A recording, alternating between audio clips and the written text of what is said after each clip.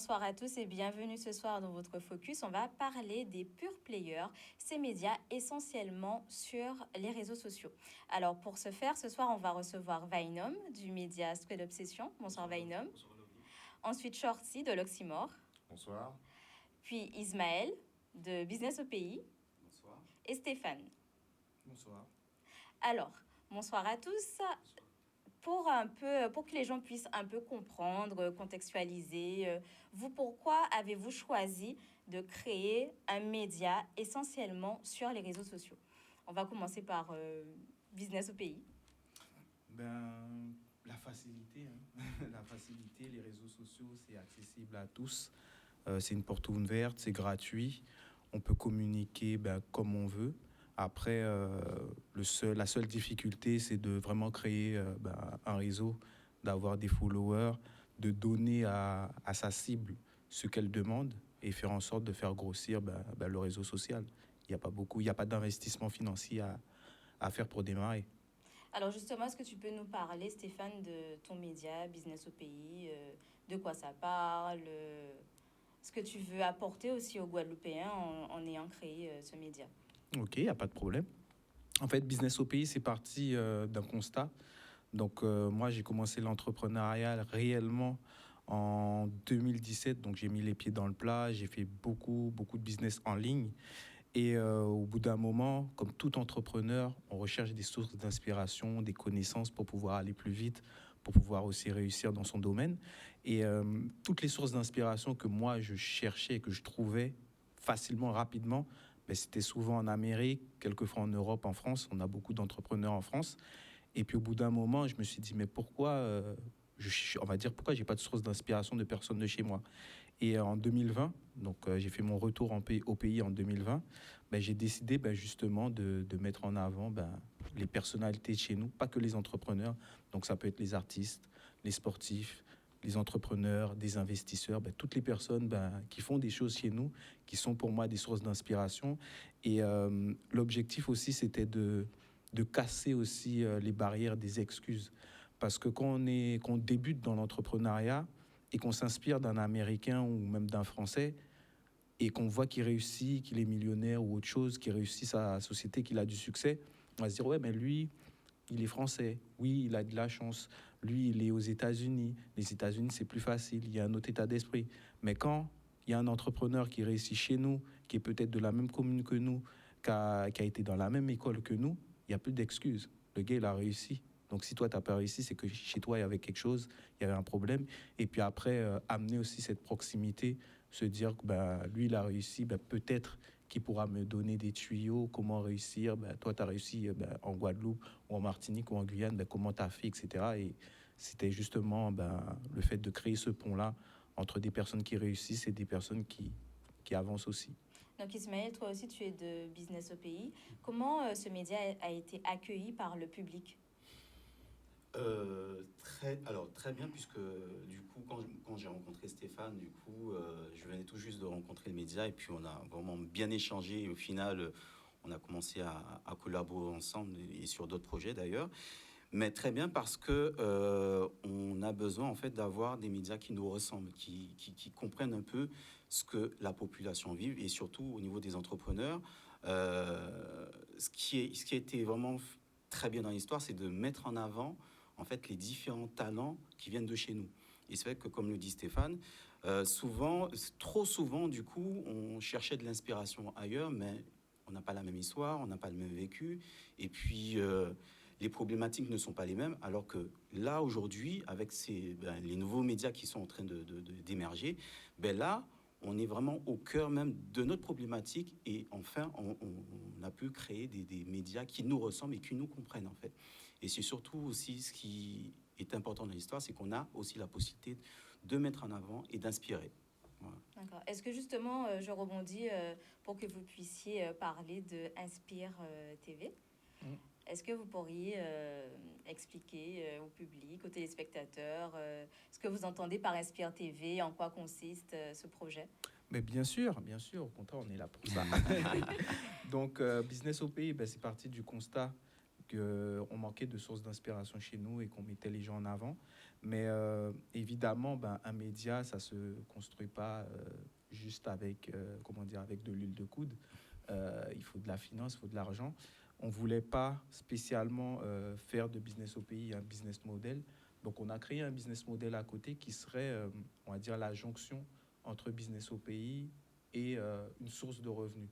Donc, Inspire TV, c'est une plateforme de streaming où on propose justement des masterclass, des podcasts et des émissions avec des personnes de chez nous. Donc, l'objectif, c'est de cristalliser et de faciliter l'accès à la connaissance avec des personnes de chez nous qui ont énormément de connaissances. Donc, sur Inspire TV, vous allez pouvoir retrouver des masterclass de Damien Bissessart, par exemple, des masterclass de Chris très bientôt, des masterclass de personnes de chez nous qui ont accompli des choses, qui ont énormément de choses à transmettre. On aura peut-être des masterclass de Shorty et de Venom, parce qu'eux aussi, ils ont accompli des choses extraordinaires. Donc, et ils ont des choses à partager. Donc, Inspire, c'est ça pour le moment. Justement, Shorty, toi aussi, tu mets en avant des personnes, surtout des jeunes de chez nous. Est-ce que tu peux nous expliquer d'où est venue l'idée de créer l'Oxymore? Alors, avant de te répondre, c'est pas que les jeunes, il y a aussi des légendes, moi, comme on les appelle, de la musique urbaine caribéenne. Et pour revenir au début, ça remonte à très loin, puisque moi, je suis un passionné de rap français, de rap créole. Je suis un peu moins connaisseur de rap US, mais ça m'intéresse toujours. Et j'ai commencé vers le milieu des années 2010, peut-être même le début, il a commencé à avoir beaucoup de contenu ultra spécialisé, des interviews de Mehdi Maizi, Rap Elite, avec le développement de YouTube. Et j'étais vraiment un grand consommateur de ces formats-là. Et en parallèle, donc moi, j'ai co-créé une agence de communication et on faisait la promo d'artistes. Et on ne trouvait pas d'endroit dans lesquels ces artistes pouvaient s'exprimer. Et voilà, les deux aspects du coup se sont reliés. J'ai eu envie de créer cette plateforme en me disant que d'autres gens auraient aimé voir les artistes s'exprimer, quoi. Donc voilà, ça a commencé un peu sous forme de blog à l'écrit. Et vers 2018-2019, on est passé à la vidéo, qui est le format qui fonctionne le plus, qui attire le plus aujourd'hui. Voilà. Merci. Justement, Vainom, est-ce que tu peux aussi rebondir sur ce que Shorty a dit? Parce que toi aussi, tu es dans la musique également avec ton média, Esprit d'Obsession.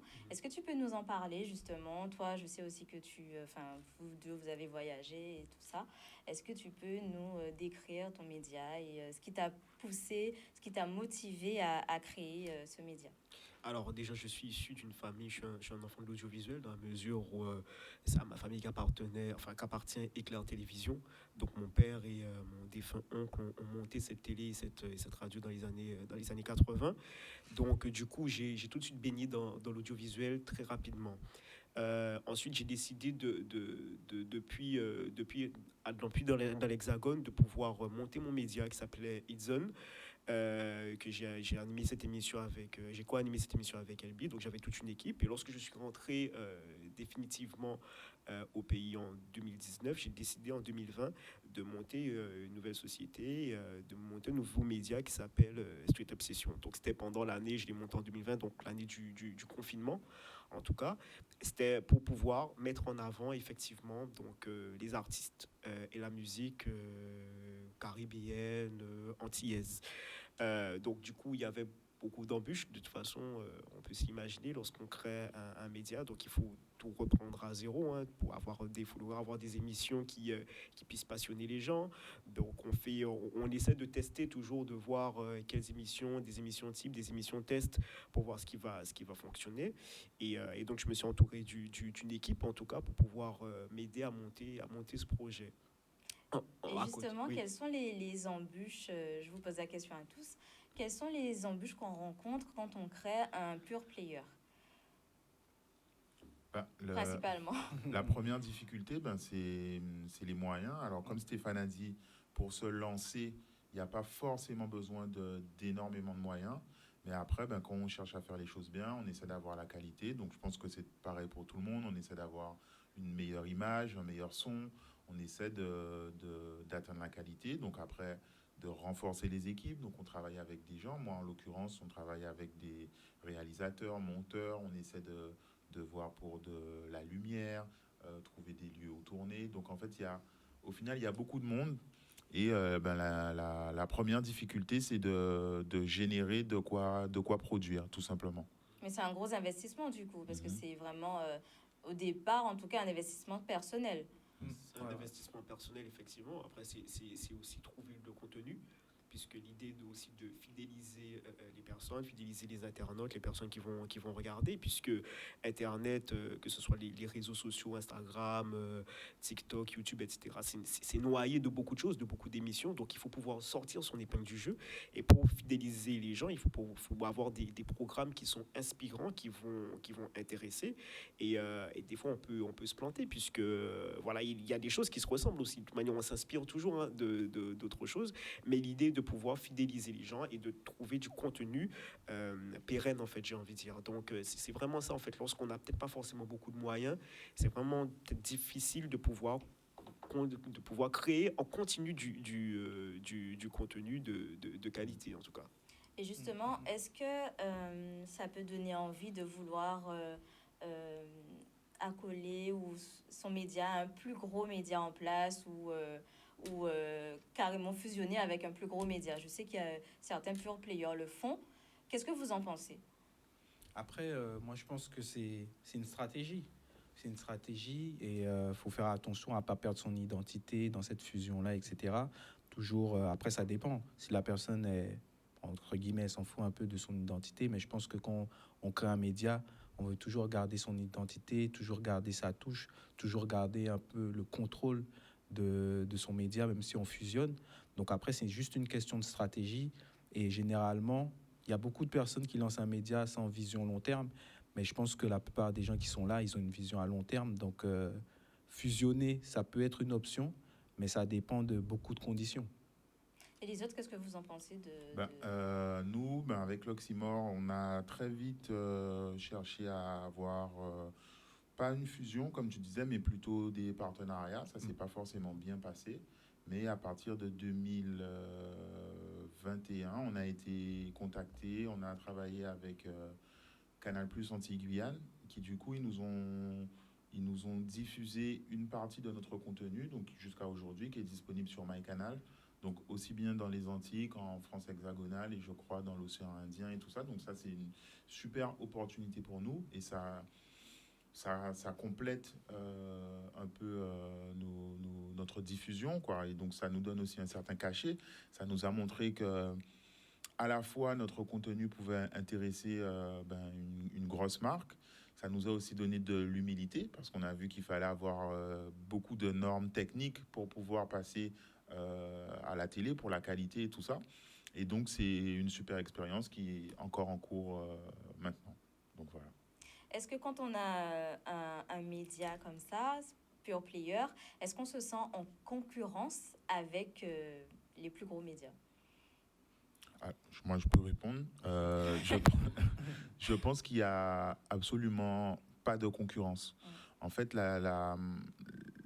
l'avantage de nos médias, en fait, c'est que aujourd'hui, sur Internet, c'est devenu ultra spécialisé. Et je pense que les gens qui vont regarder des vidéos avec Vinom, c'est aussi pour voir Vinom, son ton, ses idées, ce qu'il apprécie, sa manière de parler, de s'exprimer. Pareil pour Business au pays, je pense pareil pour l'Oxymore avec nos différentes émissions. Soit les gens, ils aiment pas un des contenus et ils le regardent pas, soit ils aiment tous les contenus et ils les regardent tous. Donc, j'ai pas cette notion de concurrence, surtout pas avec les médias traditionnels. Et nos formats, pour le moment, ils n'existent pas sur les médias traditionnels. Donc je pense que ce sont des choses qui se complètent. Et je pense que, par exemple, des artistes en promo, ben, ils devraient essayer de s'organiser des tournées pour avoir la cible de chacun des médias, chaque type de média. Moi, ce que j'ai envie de dire, c'est que, alors peut-être que nous, on se sent peut-être pas forcément en concurrence avec les gros médias. Après, à savoir ce que les gros médias se sentent en concurrence avec nous, c'est la grande question. On les recevra peut-être un jour, ils Voilà. nous diront. Dans la mesure où, effectivement, il y a beaucoup de médias généralistes et à l'époque qui avaient des émissions qui étaient spécialisées et qui ont retiré ces formats-là, en tout cas. Et on a vu qu'au fur et à mesure, les gens étaient très friands, en tout cas sur Internet, de pouvoir retrouver ces programmes spécialisés. Et ça a été quand même un petit peu plus facile pour nous. Maintenant, effectivement, on constate qu'il y a beaucoup de personnes qui regardent des médias, comme disait Shorty, spécialisés pour le contenu de ce qu'on peut donner, et peut-être moins les grosses télés. Et on se rend compte qu'au fur et à mesure, il y a des télés qui s'intéressent à ce qu'on fait et qui aimeraient non pas forcément peut-être fusionner, mais justement collaborer avec nous et peut-être même s'inspirer de certains programmes, mais on garde quand même cette originalité de pouvoir faire des choses, puisque peu importe, on s'inspire aussi de la télé, j'ai envie de dire, hein, puisque effectivement les médias font qu'aujourd'hui on s'est inspiré des programmes de ce qu'on a pu voir. Donc voilà. Merci. Alors, est-ce que c'est difficile pour vous d'avoir un pure player en Guadeloupe? Je m'explique, par exemple, au départ, Brut, on connaît tous Brut, Ouais. Combini, ce sont des pure players, essentiellement sur les réseaux sociaux, sauf que eux, ils ont pu trouver des mécènes et continuer leurs contenus originaux. Sauf qu'ici, on a l'impression que ça bloque un peu. Est-ce que c'est difficile justement de trouver des mécènes? Ouais, en fait, pour moi, c'est pas difficile, mais en fait, quand on lance un média, généralement au début, on n'a pas forcément une vision à long terme, on n'a pas un business plan, on n'a pas tout ça. Généralement, après, je sais pas si tout le monde a ça, mais généralement, on n'a pas un business plan, on le fait juste, surtout par la passion. On se rend compte qu'on a une communauté et qu'on peut développer quelque chose autour. Donc après, on développe quelque chose autour. Mais justement, pour arriver au niveau de Brut, etc., il faut vraiment avoir une vision à long terme, trouver une manière de se structurer, savoir comment on va passer d'étape en étape, qu'est-ce qu'on va donner, connaître sa cible, savoir comment on va capter une autre cible, etc., et diffuser différents programmes comme Vinom il disait. Donc, c'est pas difficile, mais il faut vraiment avoir une vision à long terme et cet esprit d'entrepreneur. Et justement, même créer du contenu, est-ce que ça se fait tous les jours? Est-ce que vous êtes stressé toujours avec le portable, l'ordinateur? Ça se passe comment? Parce qu'on a l'impression, c'est vrai que enfin, les internautes, ils reçoivent, ils consomment, mais je ne sais pas s'ils se rendent forcément compte du travail qu'il y a en amont, en fait. Alors, on parlait d'investissement. Le premier investissement, je pense que c'est le temps et l'énergie. Ouais. Donc, je pense que quand on est entrepreneur d'une manière générale, on pense toujours à son business, on pense toujours à des idées à améliorer, on réfléchit. Je sais pas, si on travaille dans la restauration, ça devient impossible d'aller ne serait-ce que manger un sandwich sans étudier, voire un peu étudier comment le confrère, le collègue y fait. Et en fait, c'est pareil, je pense, à notre échelle aujourd'hui. Donc, du coup, je consomme beaucoup de pure players, comme on dit. Mais en parallèle, il y a les collaborateurs qui montent, les collaborateurs qui vont peut-être étudier le son et chercher peut-être du matériel. Pourquoi une précédente prise a moins bien marché. Et au final, c'est perpétuel. Et je ne parle même pas encore du fait de contacter, organiser, planifier des événements, contacter les artistes, voir la disponibilité du matériel, voir la disponibilité du lieu où on tourne, ainsi de suite. C'est beaucoup d'énergie. Et je voulais revenir sur le fait de trouver des mécènes ou pas. En fait, je ne le dis pas de manière péjorative, mais on est en retard. Et ce qui se passe en France, en l'occurrence par rapport à des médias comme Brut, ça a encore du mal ici parce que le digital n'est pas encore bien compris par les marques ou les gens qui auraient pu y trouver de la visibilité. Donc, en ce qui concerne l'Oxymore, en tout cas, on a eu une double difficulté, c'est le digital et en même temps les cultures urbaines qui, pareil, on est encore en retard. Il y a des idées reçues, la plupart du temps fausses, qui font que peut-être les marques se disent qu'ils ne vont pas investir là-dessus. Aujourd'hui, ça va mieux. On discute avec des gens qui veulent communiquer. Il faut dire aussi qu'on a pu faire nos preuves en termes de chiffres. Donc aujourd'hui, ça va mieux et on peut discuter. Et c'est avec plaisir qu'on discute. S'il y a des marques qui regardent, on peut discuter. Moi, je pense que de toute façon, ici, je rejoins ce que Shorty disait, on est assez en retard dans l'imaginaire collectif de ce que ça représente, en tout cas les médias digitaux, puisqu'ils se disent, mais pourquoi aller faire de la pub sur un média digital alors qu'ils peuvent faire de la pub en télé, puisqu'on est encore très attaché ici historiquement à la télévision. Donc, lorsqu'on a, par exemple, une collaboration en télé, donc ça va être plus facile de trouver des mécènes et trouver de la pub que lorsqu'on est un média pure player qui diffuse sur Internet, puisqu'il y a encore beaucoup de personnes qui sont attachées, par exemple, qu'à Facebook, qui se disent qu'ils connaissent que Facebook, la publicité sur Facebook. Ils ne vont pas penser à Twitch, à YouTube, à TikTok ou encore Instagram. Donc, du coup, c'est une éducation aussi, et c'est un travail qui est perpétuel, de pérenniser, d'avoir du contenu qui soit qualitatif. Peut-être pas forcément. Alors, chaque média a son rythme. Par exemple, il y a des médias qui vont poster du contenu tout le temps et d'autres qui vont poster un peu moins, puisqu'il faut le temps et il faut surtout les équipes et il faut surtout l'argent pour pouvoir. Mais ça ne veut pas dire que forcément qu'on n'a pas de contenu qualitatif. Moi, en tout cas, je me suis basé sur le fait d'avoir peut-être de poster peut-être un peu moins, mais toujours avoir des choses qui soient assez inédites lorsque je les poste. Mais justement, on a l'impression que quand on a un pure player, il faut toujours cette originalité. Il y a une course à l'originalité. Est-ce que ce sont plutôt des crash tests à chaque fois quand on poste? On ne sait pas vraiment si le public va aimer. Comment vous faites pour savoir? Ou est-ce que c'est au pif où vous dites allez, on balance et ils vont aimer? Alors, à ce niveau-là, il y a plusieurs stratégies. Donc, c'est vrai qu'on part toujours d'une idée ou d'une vision sur le long terme qu'on a, mais après ça, c'est vrai on reste aussi à l'écoute des auditeurs, des personnes qui nous suivent. Des fois, ça va bien fonctionner. On va se remettre en question sur ça, on va se demander pourquoi ça a bien fonctionné, mais aussi des fois, on va sortir des vidéos qui ne fonctionnent pas. Et là aussi, on se pose des questions. Qu'est-ce qui fait que ça n'a pas fonctionné? Et là, bien sûr, là, on va faire des tests sur d'autres programmes, sur d'autres émissions, ou même sur la qualité même du tournage. Parce que c'est vrai que si on se concentre, par exemple, sur le biais de TikTok, c'est un autre univers.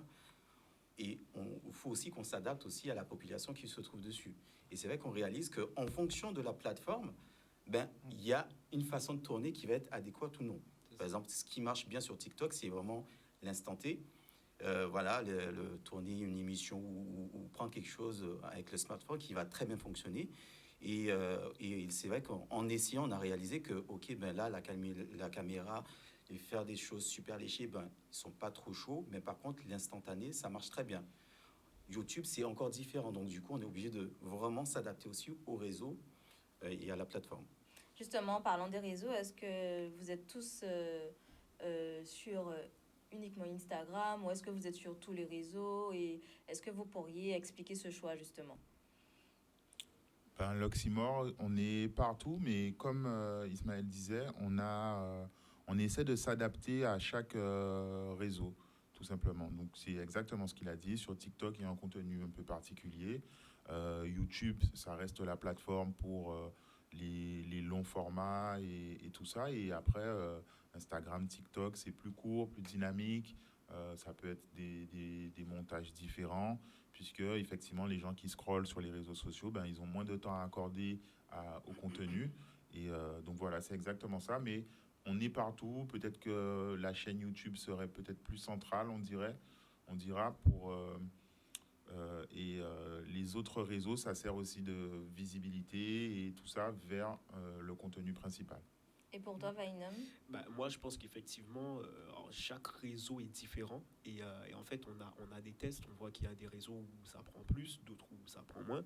Par exemple, nous, c'est plus Instagram et TikTok, tout en sachant que nous, on pensait que ça serait effectivement YouTube et Facebook et Instagram. Mais par la force des choses et par rapport au programme, au contenu qu'on a pu poster, on a vu que ça prenait en tout cas encore mieux sur Instagram et TikTok. Donc, on a à cœur de se développer sur tous les réseaux, mais il ne faut pas se leurrer, il y a des réseaux qui prennent plus que d'autres. Et lorsqu'il y a des réseaux qui prennent plus que d'autres, en tout cas, c'est de pouvoir se dire, voilà, soit on se focalise sur ces réseaux-là, ou soit on redouble d'efforts pour être présent un peu partout, mais ça reste toujours assez difficile. Est-ce que justement c'est en fonction de de la spécialité. Par exemple, est-ce que, je profite que Street Obsession et l'Oxymore soient là, est-ce que par exemple pour l'actualité musicale fonctionne plus sur Instagram? Non, c'est plutôt le format, la durée et Oui. le montage. C'est ça. Par exemple, moi, je fais des interviews donc d'artistes, des plus jeunes, comme tu as dit, et aussi des anciens qui peuvent raconter tout ce qu'ils ont pu vivre. Mais mon associé Chloé a une émission qui s'appelle Indé où c'est plus court et plus dynamique, tout simplement. Et celle-ci, elle fonctionne mieux sur Instagram que sur YouTube. Et les interviews plus longues où il y a peut-être un certain confort à avoir, où les gens font un trajet ou autre, ben ça va évidemment fonctionner mieux sur YouTube, puisque les gens, ils n'auront pas 45 minutes à accorder à un échange entre deux personnes. Donc c'est vraiment plus dans la... Ouais, le format, tout simplement. Et je pense aussi le montage, puisque maintenant, les montages, c'est très dynamique, ça va vite, il y a des cuts, extraits, etc. Et je pense que c'est à ce niveau-là que la différence se joue. Et l'objectif, c'est d'être présent, visible partout, pour avoir gagné en notoriété, donc en spectateur. Donc voilà. Est-ce que dans vos statistiques, il y a plus de Guadeloupéens qui regardent vos pure players ou c'est un peu Guadeloupe, France, États-Unis est-ce que vous pourriez nous en dire plus là-dessus? Ben, chez nous, c'est plus, ouais, plus antillais, Guadeloupe, Martinique, un peu Guyane, un peu, mais plus Guadeloupe, parce que bon, on est en Guadeloupe. Donc j'ai l'impression que quand on est en Guadeloupe, on a plus un focus sur la Guadeloupe, alors que non, on va dire, nous, on veut vraiment toucher tout ce qui est antillais pour le moment. Mais oui, on a plus une communauté guadeloupéenne, on a plus de femmes. D'accord. Aussi, surtout. Est-ce que, selon les âges aussi, à peu près, est-ce que vous voyez la tranche d'âge est-ce que justement, quand on a un pure player, est-ce qu'on peut viser uniquement que les jeunes ou est-ce qu'on peut viser tout le monde? Après, à ça votre avis? dépend sur quel réseau social on émerge. Nous, on a émergé sur Instagram. Forcément, sur Instagram, c'est un public assez jeune. On est allé vers TikTok. Pareil, c'est encore plus jeune. Et on a essayé Facebook. Pour nous, Facebook, c'est mort, en fait. Donc, voilà, on n'arrive pas à percer sur Facebook parce qu'il y a une politique qui a changé.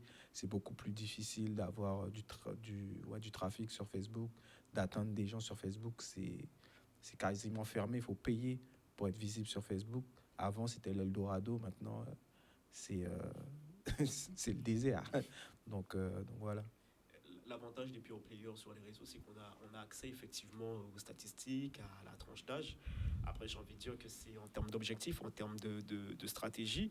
On regarde, nous, on se rend compte qu'effectivement, on a effectivement un public, ça dépend des programmes en fait, ça dépend de ce qu'on veut publier. Donc, ça peut aller de 13 à 25 ou de 35 à peut-être, on va dire, 60. Ça dépend du programme en tout cas qu'on va promouvoir. Mais c'est vrai que si toutefois on se base sur Instagram et on se base sur TikTok, par exemple, on a une communauté qui est beaucoup plus jeune que si on était sur YouTube. Bon, j'ai l'impression qu'il y a de tout et qu'il y a tout le monde. Et que justement, c'est peut-être un peu plus facile de pouvoir atteindre les différents âges. Mais on a toujours des surprises de toute façon lorsqu'on est. On sait jamais quel programme qui va peut-être percer le plus ou quoi que ce soit. Ça dépend, ça peut être très aléatoire, ça peut être très surprenant. Et vous, en tant que jeune, justement, est-ce que vous consommez l'actualité comment? L'actualité en général, hein. Est-ce que vous regardez plutôt les infos sur les médias classiques ou est-ce que vous êtes plutôt Twitter En ce qui me concerne, c'est beaucoup Twitter et j'ai certains podcasts où je vais prendre un peu les infos du monde, quoi. Mais ça reste eux-mêmes des pure players, quoi. Moi, j'ai envie de te dire que les deux, autant les réseaux sociaux, alors plutôt plus Twitter aussi pour l'actualité. Instagram aussi, puisque les choses arrivent très très vite de façon très instantanée. Et après, le soir, j'aime bien regarder effectivement un peu la télé pour avoir quelque chose un peu plus général. Comme les Et parents, devant la voilà, télé. je pense qu'on est très, alors, je pense qu'on est très attaché à ça. Nous, peut-être notre génération, qui fait on a grandi avec le 19h, le 20h, etc., de regarder. Donc, je trouve que c'est assez complémentaire. Mais effectivement, je serais sur les infos, que ce soit musical ou général, je serais plus sur les réseaux, sur les pure players. Et vous aussi, Stéphane? Moi, je vais pas mentir, je regarde pas du tout la télé. Donc, moi, quand je veux avoir des infos, il y a Cario Actu, il y a RC. On les salue d'ailleurs. Qui donne de l'information très rapidement. Donc, on sait, entre guillemets, en général, ce qui se passe dans le pays. Il y a Canal 10 aussi, sur les réseaux, qu'on suit aussi, qui donne des infos. Mais après, si je veux avoir des infos du monde, il y a Hugo Décrypte qui fait un travail de ouf. Donc les infos du monde, je les ai là. Et puis, il y a Twitter aussi, si tu veux savoir quelque chose sur le monde, qu'est-ce qui se passe, si Elon Musk il a fait une phrase ou quoi que ce soit. Twitter, c'est la base. Justement, je rebondis sur ce que tu as dit. Plus globalement, est-ce que vous pensez que les médias classiques sont voués à disparaître au profit des pure players ou pas? Moi, je pense pas particulièrement. Il y a peut-être des adaptations à faire à eux et de se déployer. D'ailleurs, ils le font. C'est leur objectif, je pense, de se déployer. Mais pour moi, pas du tout. Ça reste complémentaire, comme on a déjà dit. Et voilà, je sais pas. À mon avis, c'est pas voué à disparaître. Après, je suis pas non plus un expert, mais peut-être Venom, il sait. Il a les dates. Non, moi je pense pas que c'est voué à disparaître. Je pense qu'effectivement, les pure players sont des déclinaisons effectivement de ce qu'on a pu voir en télé, puisque Internet va très vite. Mais la télévision et la radio ont encore beaucoup de force. Et on peut voir qu'effectivement, de gros investissements, de gros capitaux se génèrent effectivement en télé et en radio. Ne serait-ce que même si on a les podcasts, même si on a les réseaux sociaux, on a les choses, mais effectivement on pourra avoir des directs, des choses qui se font en télé et en radio. Je pense pas que que c'est voué à disparaître. Non. C'est votre avis aussi? Je pense qu'à ce niveau-là, non, ça va rester, mais il faut impérativement qu'ils évoluent. Pour moi, s'il manque, il y a un cap qui est en train de se passer et je pense que les médias traditionnels doivent évoluer et s'adapter à ce nouveau monde qui arrive et surtout que de moins en moins de jeunes regardent les médias traditionnels. Donc, il faut aussi se poser des questions. Mais oui, il y a un autre chemin à prendre à ce niveau-là qui peut être très intéressant. Et qu'est-ce que je voulais dire d'autre par rapport à ça? J'ai perdu mon fil, mais bon. Mais c'est vrai qu'il faut impérativement qu'ils se réadaptent à la réalité, surtout aussi au niveau de la vision du média. Parce que moi, je regarde plus du tout les médias traditionnels puisque c'est très noir, c'est très pessimiste. Et aujourd'hui, en fait, il y a quand même pas mal de choses très positives qui se passent. Et aussi, on a besoin aussi de voir ce genre de choses. Voilà. Et justement, pour clôturer, on va parler de vos projets, à tous. D'abord, on va commencer par Venom. Quels sont tes projets pour ton média? Alors, pour Street Obsession, c'est de pouvoir développer effectivement le voyage musical, j'ai envie de dire, puisque dans Street Obsession, on a une partie voyage musical où j'ai fait une édition à Miami pendant les grandes vacances. On fait découvrir des chansons antillaises, caribéennes, aux personnes de la Caraïbe, du monde. Donc voilà, c'est de voyager, de permettre aussi aux jeunes de pouvoir dire ce qu'ils pensent de la musique. Voilà. Et toi, Shorty? Alors, nous, on s'est mis une très grosse pression parce qu'on a eu une très grosse année 2022. On a vraiment fait beaucoup de choses. Il y a l'émission de Chloé qui s'appelle Indé qui se développe beaucoup. On a couvert des concerts entre Guadeloupe, Martinique, Paris. Donc là, on a une grosse pression. Il faut qu'on essaie de voir comment on va continuer à garder ce niveau-là pour l'année prochaine. Et voilà, c'est ça les objectifs. Essayer de pérenniser et de financer également, ça reste une réalité, de financer toute cette production. Stéphane? Par rapport à Business au pays, la vision restera toujours la même. Donc là, l'objectif, c'est de se développer un peu plus sur les réseaux, YouTube, donc Instagram, on est déjà bien implanté. Maintenant, on cherche à se développer un peu plus sur YouTube et TikTok.